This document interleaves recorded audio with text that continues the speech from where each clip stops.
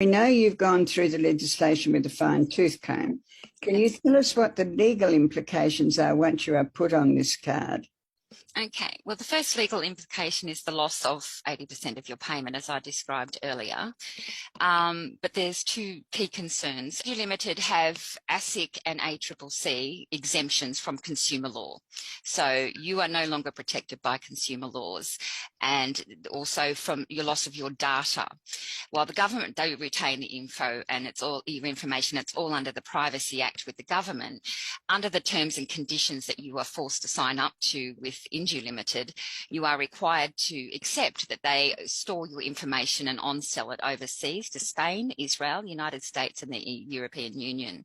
And if you don't comply with these what would be privacy violations in any other sense of the word, you lose access to the Indu account, which would, we haven't actually tested that yet, but that would actually be a constitutional issue because it's a requirement of government to make sure that access is maintained. But so people have no choice. Basically, they sign up or they lose access. The Australian Law Council submission is probably the most powerful one that I've read so far. It includes losses. It lists a whole lot of rights that people lose once they get onto the card. The entire program itself is a breach of Article 26 of the International Covenant of Civil and Political Rights. And that is true no matter what justifications that the government has actually put into the, into the program saying it's not. Both the Law Council and the Australian Human Rights Commission agree that the government's justifications for this card under human rights legislation are not satisfactory and don't meet the human rights standards.